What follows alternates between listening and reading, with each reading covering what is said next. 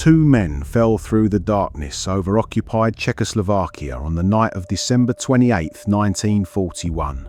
No fanfare, no orders broadcast over open radio, no official record that they had ever left the ground. Just two parachutes opening in the freezing black sky above a country that had forgotten what freedom smelled like, and two soldiers who had been asked to do something that every rational military mind said was impossible. They had been given one mission: kill the most dangerous man in the Third Reich. Not Hitler, not Himmler, not Goering. The man they had been sent to kill was the one that even Hitler feared, the man his own colleagues called the man with the iron art, the architect of the Holocaust, the ruler of an occupied nation of 8 million people who had learned in 2 years of occupation to walk quietly, speak carefully, and never under any circumstances attract the attention of Reinhard Heydrich.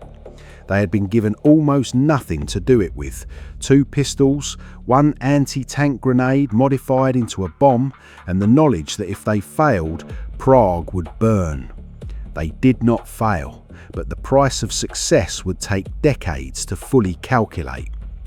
To understand what Josef Gabčík and Jan Kubiš had been sent to destroy, you must first understand what Reinhard Heydrich actually was, not as a historical abstraction, not as a line in a war crimes tribunal, but as a living, functioning instrument of terror that the Nazi regime had refined to a degree of efficiency that made him, by 1941, arguably the most powerful man in occupied Europe after Hitler himself.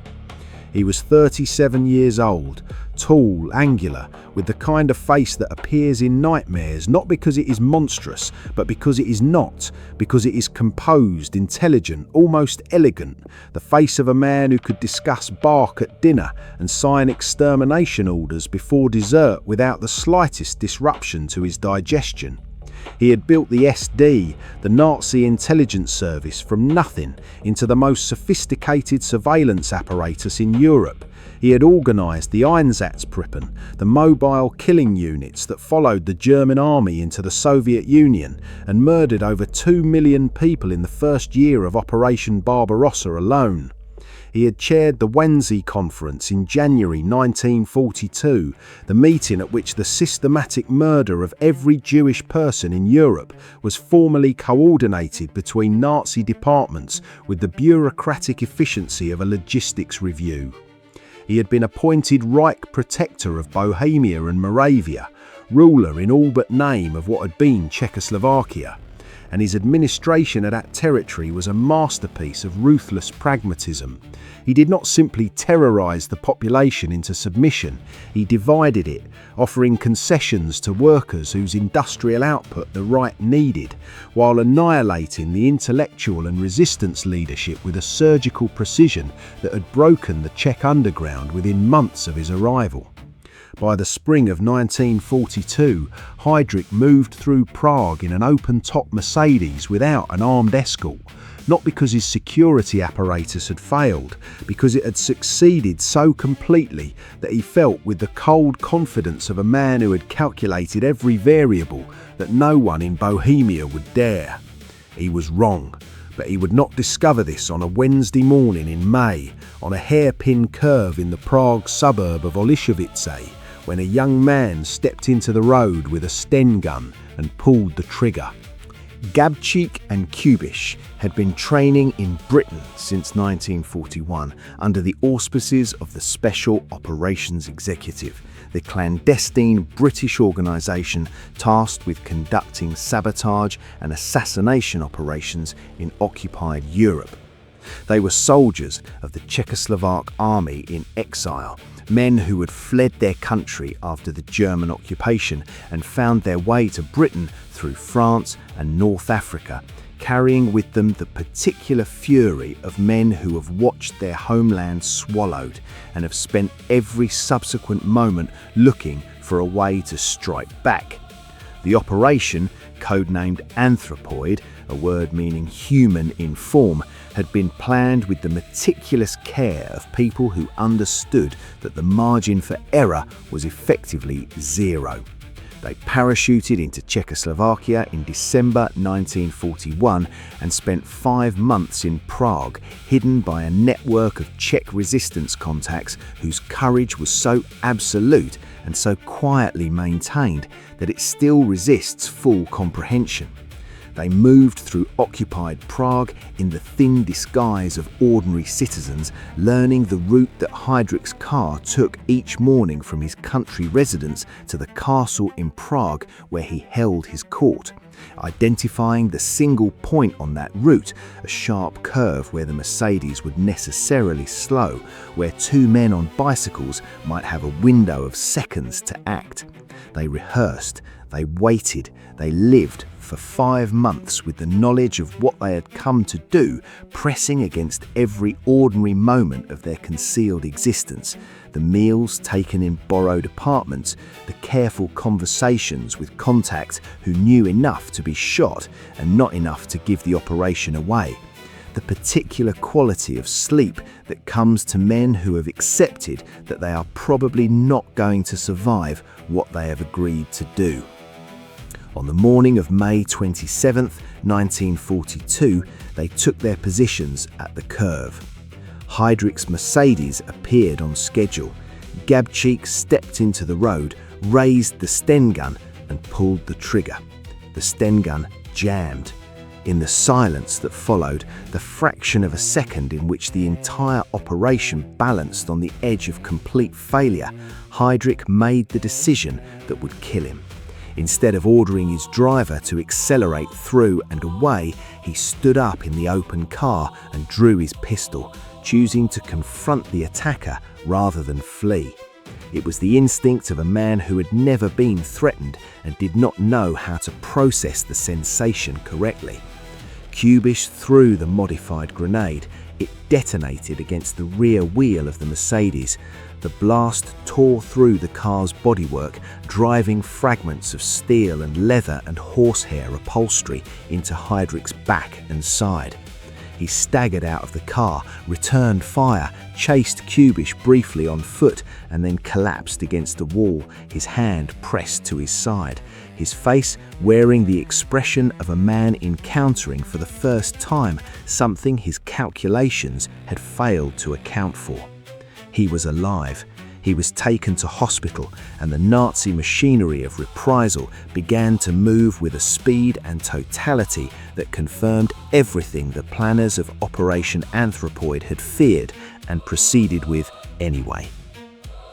What followed was the machinery of empire doing what empires do when they are struck in a place they believed unreachable. 10,000 German soldiers flooded into Prague and the surrounding countryside. A curfew was imposed, hostages were taken.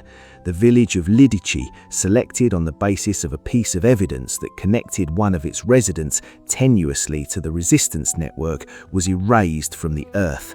Its men were shot, its women were sent to Ravensbrück concentration camp, its children were taken and assessed for racial suitability. Those who failed the assessment were gassed. The buildings were demolished, the rubble was removed, the earth was ploughed and replanted so that no physical evidence remained that Lidice had ever existed. And then came the betrayal that history has never fully resolved. A young man, a member of a Czech resistance adjacent organisation called UVOD.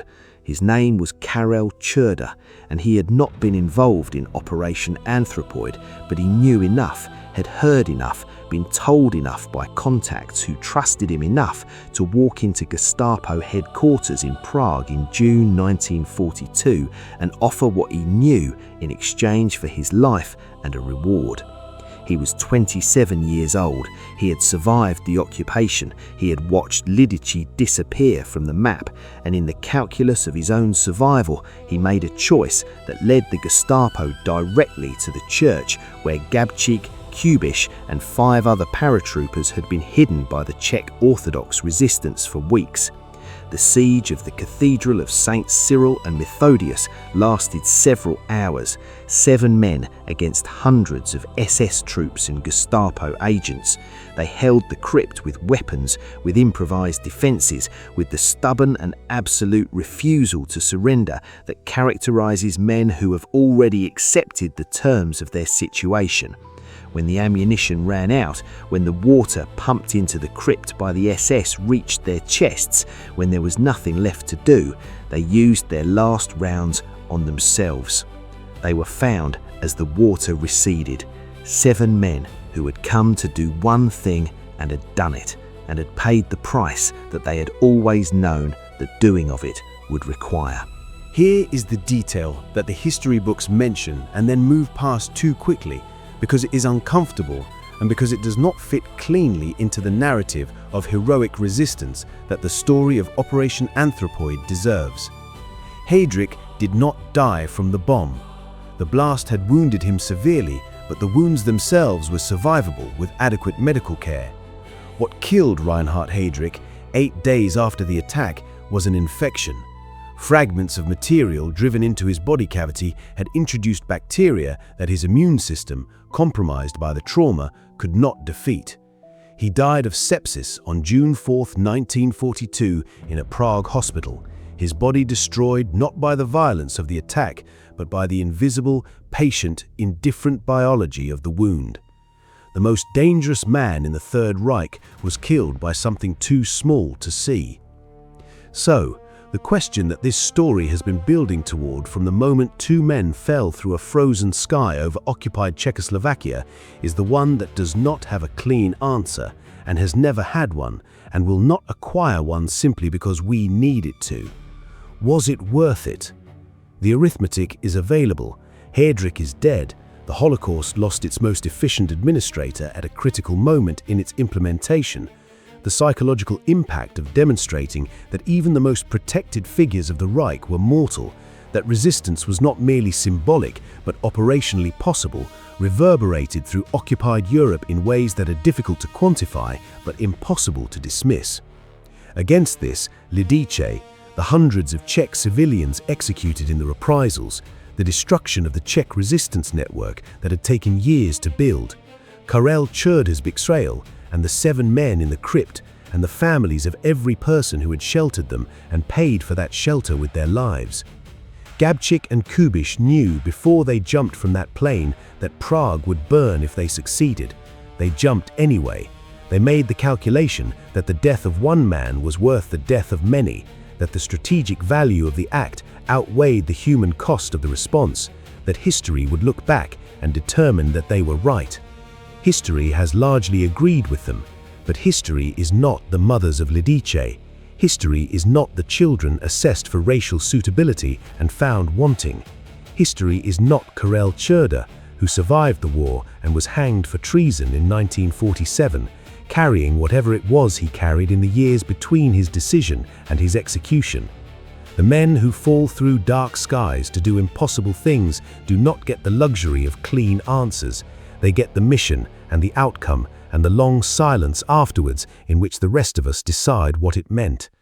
2 men jumped, 1 man died, thousands paid for it. The question of whether it was worth it belongs to every one of them equally, and not one of them is left to answer it.